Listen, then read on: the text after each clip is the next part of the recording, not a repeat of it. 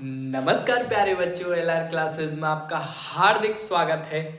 आशा है, उम्मीद है आप स्वस्थ होंगे, मस्त होंगे, फिट होंगे और फाइन होंगे। देखिए, आज हम मोस्ट इम्पोर्टेंट टॉपिक लेके आए हैं जिसका नाम है आणविकता और कोटि में अंतर।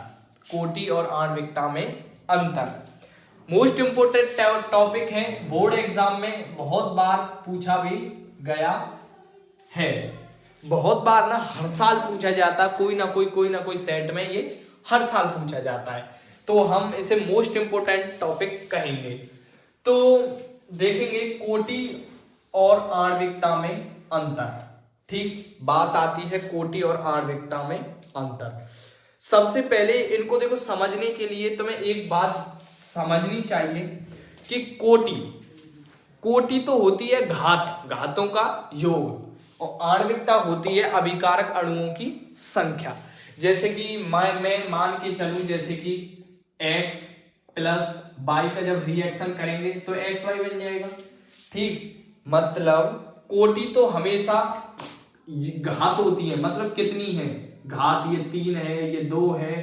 ठीक, लेकिन अभिकारक आणविकता जो होती है वो अभिकारक के आगे, मतलब कितने अणु हैं, अभिकारक अणुओं यानी भाग लेने वाले अभिकारक अणुओं की संख्या, और इसमें घातों की संख्या। बात ये है, कोटि होती है घात और आणविकता होती है अभिकारक अणुओं की संख्या। अगर मतलब 3 मोल इसके, 2 मोल इसके, ठीक, ऐसे बात खत्म।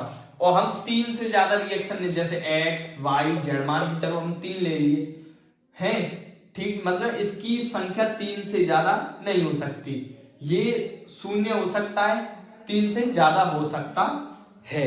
ठीक, उसी प्रकार हम देखेंगे इनमें अंतर क्या क्या है, अभिक्रिया की कोटि और आणविकता में अंतर। तो एक तरफ हम लिख देंगे, एक तरफ कोटि, क्या लिखेंगे,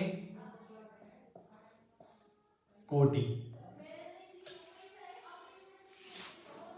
ठीक, और एक तरफ लिख देंगे आणविकता,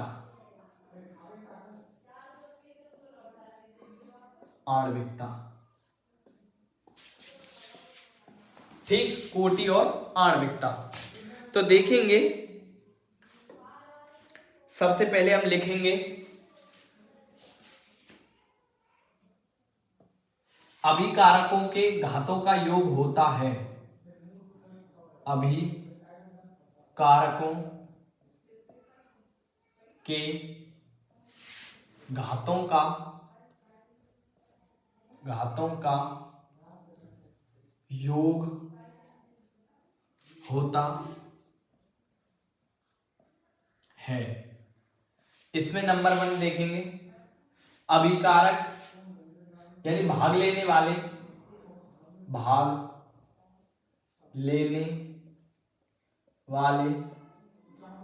अभिकारक अणुओं की, अभिकारक अणुओं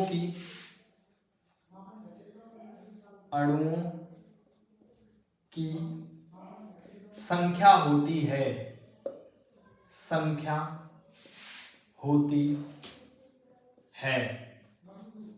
क्या होती है, संख्या। अब आगे हम देखने वाले हैं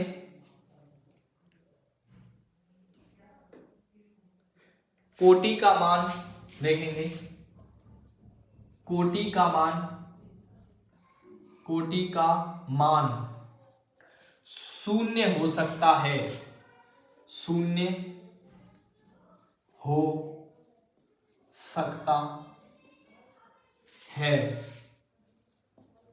लेकिन आणविकता का मान 0 नहीं हो सकता है, क्योंकि आणविकता जब अभिकारक ही नहीं रहेंगे तो हम रिएक्शन कैसे कराएंगे।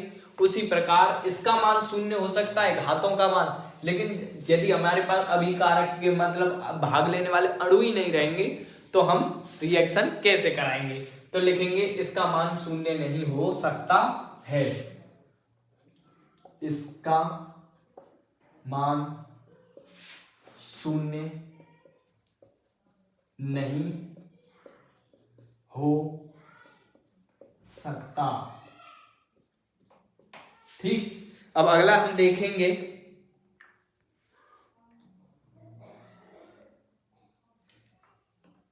अगला देखने वाले हैं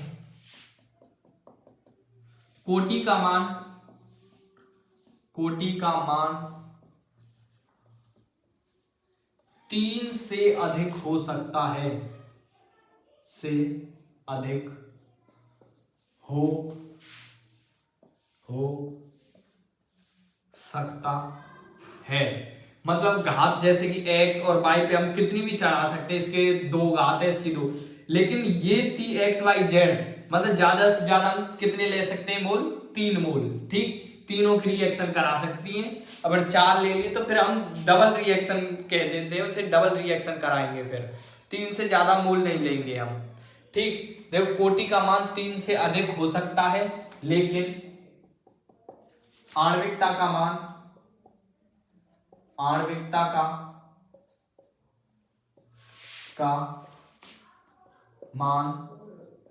3 से अधिक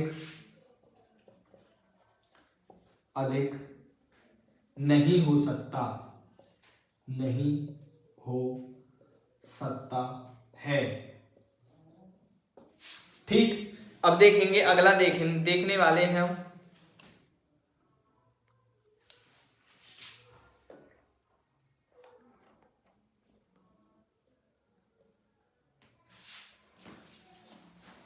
अगला देखेंगे कोटि का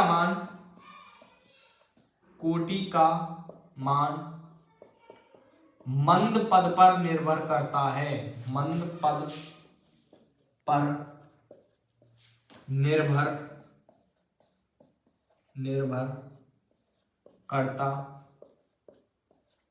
है। लेकिन इसका मान, लेकिन आणविकता का जो मान है, लेकिन इसका मान लिखेंगे, इसका मान मंद व तीव्र दोनों पर निर्भर करता है, दोनों पर निर्भर करता है। ठीक, आपको समझ में आए होंगे। ठीक, आशा है तुम्हें बहुत अच्छी तरह कोटि और आणविकता का मान यानी अंतर स्पष्ट करने आए होंगे। ठीक, ये अगर लेक्चर अच्छा लगे तो वीडियो को लाइक करें, चैनल को सब्सक्राइब करें, और यहाँ तक लेक्चर को देखने के लिए आपका बहुत बहुत धन्यवाद। ठीक।